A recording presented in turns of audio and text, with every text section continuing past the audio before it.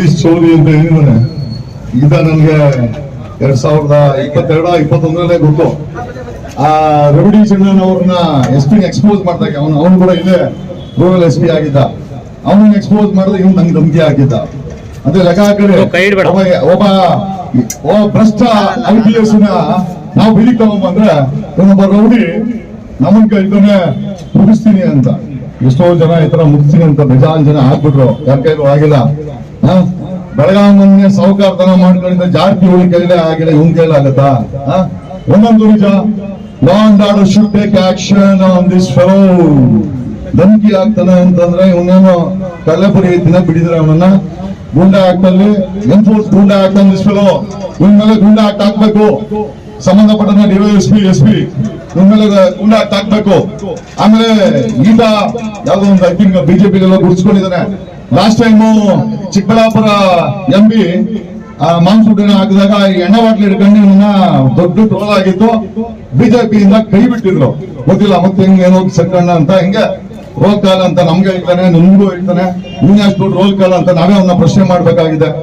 ಇವನ ಎಜುಕೇಶನ್ ಏನು, back ground ಏನು, ಊಟ ಮಾಡಕ್ಕೆ ಸಂಪಾದನೆ ಏನ್ ಮಾಡ್ತಾನೆ, ದಿನನಿತ್ಯದ ಕೆಲಸ ಏನು, ಇದನ್ನೆಲ್ಲ ಪೊಲೀಸ್ ಇಲಾಖೆ ಪತ್ತೆ ಹಚ್ಚಬೇಕು. ಇಲ್ಲಿ ಯಾವ್ದೋ ಒಂದು ಪಕ್ಷದಲ್ಲಿ ಅಧ್ಯಕ್ಷ ಅನ್ಕೊಂಡು ಗುಂಡಾಗಿರಿ ಮಾಡಿದ್ರೆ ಪತ್ರಕರ್ತರುಗಳ ಮೇಲೆ ನಾವೇ ಅವಾಜ್ ಹಾಕಲ್ಲ, ಲಾಯರ್ಗಳು.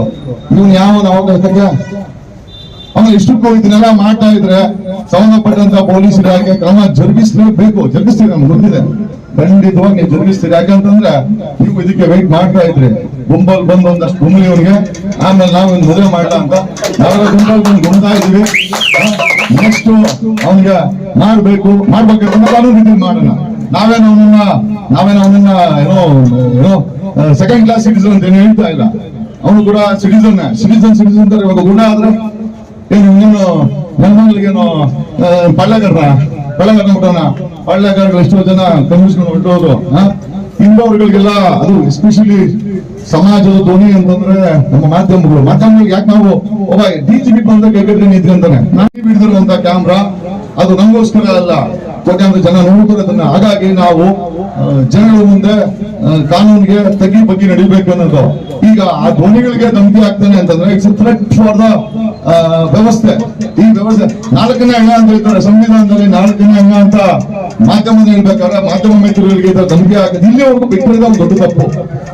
ಇಲ್ಲಿವರೆಗೂ ಅವನನ್ನ ಬಿಟ್ಟಿರೋದೇ ದೊಡ್ಡ ತಪ್ಪು. ನನ್ ಫೀಲ್ ಮಾಡಿಗೆ ರಿಯಲ್ ಎಸ್ಟೇಟ್ ಅವು ಇವು ಧಮಕಿಗಳು, ನನ್ ಫೀಲ್ ಮಾಡಿಗೆ ದಾಬಾಸ್ಪೇಟೆ ವಾಯ್ಸ್ ರಾಜೇಶ್ ಸಿಕ್ಕಾಪಟ್ಟೆ ಕಾಟ ಕೊಟ್ಟವನ ಅನ್ಸ್ತದೆ ಮೋಸ್ಟ್ಲಿ. ಒಳ್ಳೆ ಪಾರ್ಟ್ನರ್ ರಾಜೇಶ್ಗೆ ಅವ್ನು ಕಾಟ ಕೊಡ್ತಾನೆ, ಅವ್ನು ಇವ್ರು ಕಾಟ ಕೊಡ್ತಾನೆ. ಮೋಸ್ಟ್ಲಿ ಕಾಟದಲ್ಲಿ ಎಲ್ಲ ಮಾಡಿದೆ. ಏನೋ ವಿಚಾರ ಅದಲ್ಲ. ಇಲ್ಲ, ನಾವೆಲ್ಲ ನಾಗರಿಕತೆಯಿಂದ ಇರುವಂತವ್ರು ಮಾಡ್ಬೇಕು, ನಾವೇನ್ ಮಾಡಕ್ಕಾಗಲ್ಲ ವಕೀಲರು. ಹಾಗಾಗಿ ಈ ತರ ಮೇಲೆ ನಾನು ಡೆಪ್ಯೂಟಿ CM ಹತ್ರ ಮಾತಾಡ್ತೀನಿ. I speak to deputy CM and CM ಮತ್ತೆ ಹೋಮ್ ಮಿನಿಸ್ಟರ್ ಗಮನಕ್ಕೆ CM ಮುಖಾಂತರ ತಗೊಂಡ್ ಬರ್ತೀನಿ. ಇಂಥ ದುಷ್ಟ ಶಕ್ತಿಗಳು, ಇಂಥ ಕೆಟ್ಟ ಹುಳುಗಳು ಸಮಾಜದಲ್ಲಿ ಧಮಕಿ ಮಕ್ಕಳ ಮಟ್ಟಕ್ಕೆ ಬಂದಾಗಿದೆ ಅಂತಂದ್ರೆ ಇದು ಎಲ್ಲ UPBR ಹೋಗಕ್ಕೆ ರೆಡಿ ಆಗಿದೆ. ನಲ್ಬಂಗ್ಲ ಅಂತ ಆಯ್ತು. ನಾವು UPBR ಮಾಡಕ್ ಬಿಡಲ್ಲ. ಇದು ಕರ್ನಾಟಕ, ಕನ್ನಡಿಗರಿದೆ. ಹಂಗಾಗಿ ಇದನ್ನ ಆ ತನವನ್ನ ಉಳಿಸ್ಕೊಂಡೆಲ್ಲ ನಾವೆಲ್ಲ ನಾಗರಿಕರು. ನಮ್ಗೆ ಗನ್ ಕಲ್ಚರ್ ಇಲ್ಲ, ನಮ್ಗೆ ಧಮಕಿ ಕಲ್ಚರ್ ಇಲ್ಲ. ನಾವೇನಿದ್ರು ಅಣ್ಣ ಅಪ್ಪ ಅಕ್ಕ ಹೋಗ್ ಬನ್ನಿ ಅಂತ ಹೇಳೋ ಅಂತ ಭಾಷೆ ಉಳ್ಳವರು. ಇವನು ನಾನ್ ಕೇಳ್ದೆ ಅವತ್ತು ಅನ್ಸಿದೆ, ಯಾವ ಜಾತಿನೋ ನೀನು ಅಂತ ಕೇಳಿದ್ರೆ ಒಕ್ಲಿಗರು ಅಂತಂದ್ರೆ ಚೌಧರಿ ಯಾವ ನಿಕ್ಕನಲ್ಲ ಒಕ್ಲಿಗರು ಅಂತಂದ್ರೆ ನನ್ ಕೇಳ್ದೆ ಅವನು. ಯಾಕಂದ್ರೆ ಚೌಧರಿ ಅಂದ್ರೆ ಯಾವ ನಾಡ್ತೀನಿ ಅಂತಾನೆ, ನೀನು ನಾಡ್ತೀನಿ ಅಂತಂದ, ಇಲ್ಲ ನಾವು ಒಕ್ಲಿಗರೇ ಅಂತಂದ. ಒಕ್ಲಿಗರು ಯಾವತ್ತನ ಚೌಧರಿ ದಿಕ್ಕಂದಾರ ನನಗಂತೂ ಗೊತ್ತಿಲ್ಲ. ಯಾಕಂದ್ರೆ ಪ್ರಾಮಾಣಿಕವಾಗಿ ಅವನು ಬೇರು, ಅವನ ಗುಡ ಏನು, ಅವ್ನ ಬ್ಯಾಕ್ಗ್ರೌಂಡ್ ಏನೋ ಎಲ್ಲ ಪೊಲೀಸರು ಪತ್ತೆ ಹಚ್ಚಿದ್ರೆ ಒಳ್ಳೇದು. I will speak to deputy CM and chief minister. ಮಾತಾಡ್ತೀನಿ, ಅವನಿಗೆ ತಗೊಂಡ್ಬರ್ತೀನಿ. ಇವೆಲ್ಲ ತುಂಬಾ ಈ ಒಂಥರ ಕಣ್ಣಿ ಇದ್ದಂಗೆ ಬೆಳ್ಕೊಂಡ್ರೆ ನಮ್ಗೆ ಮುಳ್ಳು. ಹೀಗಾಗಿ ಈ ಆದಷ್ಟು ಜಲ್ದಿ ಮಟ್ಟ ಹಾಕಿದ್ರೆ ಒಳ್ಳೇದು. ನಾನು DYSPಗೆ SPಗೆ ಡೆಪ್ಯೂಟಿ CM ಹೇಳಿಸ್ತೀನಿ, ಗೂಂಡಾ ಆಕ್ಟ್ ಹಾಕಿ ಒಂದ್ ಬಗ್ಗೆ ತಂಗೆ ಮಾಡ್ಲಿ. ಫಸ್ಟ್ ಏನು ದಿನ ಊಟಕ್ಕೆ ಏನ್ ಮಾಡ್ತಾವನೆ, ನೀರಿಗೆ ಎಲ್ಲಿ ಮಾಡ್ತಾನೆ, ಕಾಸುಗಳಲ್ಲಿ ಬಿಚ್ಚಿಕ್ತಾನೆ, ಇವೆಲ್ಲ ಮಾಡಕ್ಕೆ ಅವ್ನಿಗೆ ಬ್ಯಾಕ್ ಗ್ರೌಂಡ್ ಏನು. ಜಸ್ಟ್ ಬಿಕಾಸ್ ಯಾವ್ದೋ ಒಂದು ಪಕ್ಷದಲ್ಲಿ ಅಧ್ಯಕ್ಷ ಹಾಕಿ ಮಟ್ಟಕ್ಕೆ ಇವನೇನು ಗುಂಡಾನ. ಈ ಪಕ್ಷದಲ್ಲಿ ಕಾಂಗ್ರೆಸ್ ಪಕ್ಷದಲ್ಲಿ 1000 ಜನ ಇದ್ದಾರೆ, ಯಾರು ಧಮಕಿ ಹಾಕಲ್ಲ. ಇನ್ಫ್ಯಾಕ್ಟ್ ಚಿಕ್ಕಬಳ್ಳಾಪುರ MP ನಮ್ಮ ಸುದಿ ಹೆಂಗ ನಮ್ಗೆ ಅದು ಕೂಡ ದಕ್ಷತೆ ಇದೆ. ಸುಧಾಕರ್ ನೋಡಿ ಕಲ್ತಿಲ್ಲ ಅಂತಂದ್ರೆ ಇನ್ನೇನ್ ಕಲ್ತಾನೆ ಇವನು? ಆ ಸುಧಾಕರ್ ಮಾಡಿದ ಪಾರ್ಟಿಗೆ ಅವನಿಗೆ ಬೆಂಕಿ ಇಟ್ಟಿದ್ದ ಇವನು. ಆ ಎಣ್ಣೆನ ಹೇಳ್ತಾರ, ಎಣ್ಣೆ ನಿಮ್ಗೋ ಪಾರ್ಟಿ ಸುಧಾಕರ್ದು ಹಿಂಗ್ ಮಾಡಕ್ ಹೋಗಿ ಇನ್ನ ದೊಡ್ಡ ಟ್ರೋಲ್ ಆಗಿತ್ತು. ಎಣ್ಣೆ ಪಾರ್ಟಿಗಳನ್ನ ಡಿಸ್ಪ್ಲೇ ಕೊಟ್ಟು ಇವನೇ ಅಂತ ಮಾಡಿದ್ದು. ಹಂಗಾಗಿ ಬಿಜೆಪಿನ ಕಿತ್ತಾಕಿತ್ತು. ಈಗ ನೋಡಿದ್ರೆ ಮತ್ತೆ ಮೊನ್ನೆ ಮರು ಸೇರ್ಪಡೆ ಅಂತ ಮತ್ತೆ ಲೆಟರ್ ನೋಡಿದ್ವಿ. ಸೊ ಇಂಥವ್ರನ್ನ ಕಿತ್ತಾಕೋದು, ಮರು ಸೇರ್ಪಡೆ, ಕಾಸು ಕೊಡ್ತಾನೆ, ಮಸೂರು ಸೇರ್ಪಡೆ ಆಗಿರ್ತಾನೆ, ಇನ್ನೇನು ಸಮಸ್ಯೆ ಇಲ್ಲ. ಗೊತ್ತಿಲ್ಲ ಎಷ್ಟು ಜನಕ್ಕೆ ಮುಂಡ ಮುಚ್ಚಿದನೋ ಅಂತ. ಯಾರು ಕೂಡ ಭಯ ಬೀಳುವಂತ ಅವಶ್ಯಕತೆ ಇಲ್ಲ. ಸಂವಿಧಾನಿಕವಾಗಿ 78 ವರ್ಷ ಡಾಕ್ಟರ್ ಬಾಬಾ ಸಾಹೇಬ್ ಅಂಬೇಡ್ಕರ್ ಬರೆದಿರುವಂತ ಸಂವಿಧಾನ ಕಡೆ ನಾವೆಲ್ಲ ಕಾನೂನು ಅಡಿಯಲ್ಲಿ ಜೀವನ ಮಾಡ್ತಾ ಇದೀವಿ. ಪ್ರಜಾಪ್ರಭುತ್ವ ಇದು. ಯಾವ್ದು ಅಫ್ಘಾನಿಸ್ತಾನ ಅಲ್ಲ, ಪಾಕಿಸ್ತಾನ ಅಲ್ಲ. ಅವನ ಧಮಕಿ ಹಾಕಕ್ಕೆ ಹಾಕಿ ಪಡೆಗಳವೆ ಎಲ್ಲಿ ಬೇಕೋ ಅಲ್ಲಿ ಇರ್ತವೆ, ಎಲ್ಲಿ ಬರಿಬೇಕು ಅಲ್ಲಿ ಬರೀತಾರೆ. ನಾವೇನಿಲ್ಲ, ಕಾನೂನ ಪಾಲನೆ ಮಾಡಿದ್ರೆ ಆಯ್ತು. ಅವನ ತರ ನಾವೇನು ಕೆಟ್ಟ ಭಾಷೆನ ಬಳಸುವ ಒಂದು ಅವಶ್ಯಕತೆ ಇಲ್ಲ. ಅವ್ನು ಹೇಳ್ತಾರಲ್ಲ, ಅವ್ನು ನಡೆದು ಬಂದ ದಾರಿ ಅವ್ನ ಭಾಷೆಯನ್ನು ನುಡಿಸ್ತದೆ. ನಾವ್ಯಾರು ಕೂಡ ಆತರ ಅಸಭ್ಯವಾಗಿ ನಡ್ಕೊಳ್ಳೋ ಒಂದು ಅವಶ್ಯಕತೆ ಇಲ್ಲ. ಕಾನೂನು ಕ್ರಮ ತಗೊಳ್ಬೇಕಂತದೆ. ನಾನು ನಿಮ್ಗೆ ಬಂದಿದ್ದೇನೋ ಅಂತಂದ್ರೆ ಸ್ವಲ್ಪ ವ್ಯಕ್ತಿ ಮೆರಿತಾನೆ ಅವನು, ಹಾಗಾಗಿ ಸ್ವಲ್ಪ ಬಿಚ್ಚಾಕನೆ ಅವ್ನಿಗೆ ಅಂತೇಳಿ ನಾನೇ ಬಂದೆ. ಅದಕ್ಕೆ ಟೇಕ್ ಓವರ್. ನೀವು ನಿಮ್ ಕೆಲಸ ಮಾಡಿ, ನಾವು ನಮ್ ಕೆಲಸ ಮಾಡ್ತೀವಿ. ಇವನ್ನ ಕಾನೂನು ರೀತಿಯಲ್ಲಿ ಎಲ್ಲಿ ಮಟ್ಟ ಹಾಕ್ಬೇಕು ನಾನು ಹಾಕ್ಸ್ತೀನಿ. ಓಕೆ, ನಮ್ದು ಅಷ್ಟೇ ಇನ್ನಿ ಬಾಕಿ ಇದೆ. ಅವ್ನಿಗೆ ಕೊಡೋಣ ವಾಪಸ್ ಈಗ. Right time we will return back the money. ಅವ್ನಿಗೆ ನನಗೂ 2020 ನನಗೂ ಧಮಕಿ ಕೊಟ್ಟಿದ್ದ.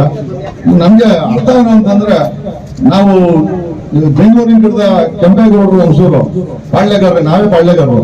ನಮ್ಗೆ ಪಾಳ್ಯಗಾರಿಕೆ ಮಾಡ್ತಾನೆ ಅಂತಂದ್ರೆ ಆಮೇಲೆ ಹೋಗ್ಲಿ, ನಮಗ್ ಮಾಡಿದ ಹಣ ಹೋಗ್ಲಿ, ನಾವು ಬಿಟ್ಟು ಹಾಕುತ್ತೆ.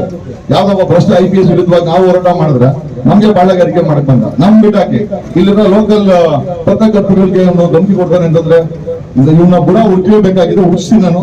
ಕಾನೂನು ಸುವ್ಯವಸ್ಥೆ ಇದೆ, ಜೀವಂತವಾಗಿದೆ. ನೀವು ಯಾರು ಹೆದರ್ಬೇಕಾಗಿಲ್ಲ. ಆರಾಮಾಗಿ ಪತ್ರಕರ್ತರ ನಂಬರ್ ಇದೆ.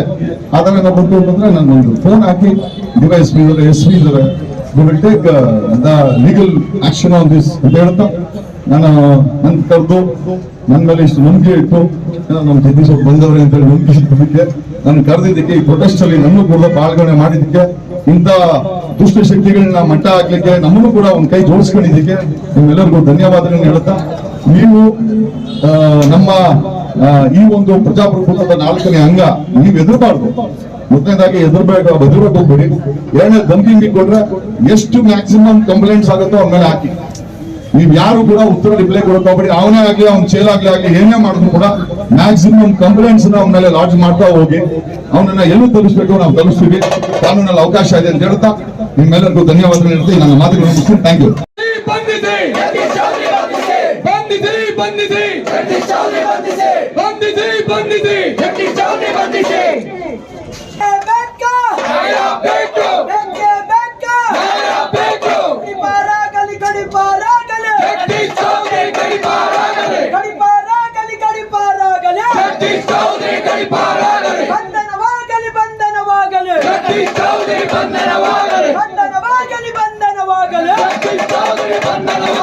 ಪತ್ರಕರ್ತರಿಗೆ ಅವಾಚ್ಯ ಶಬ್ದಗಳಿಂದ ನಿಂದನೆ ಮಾಡಿದ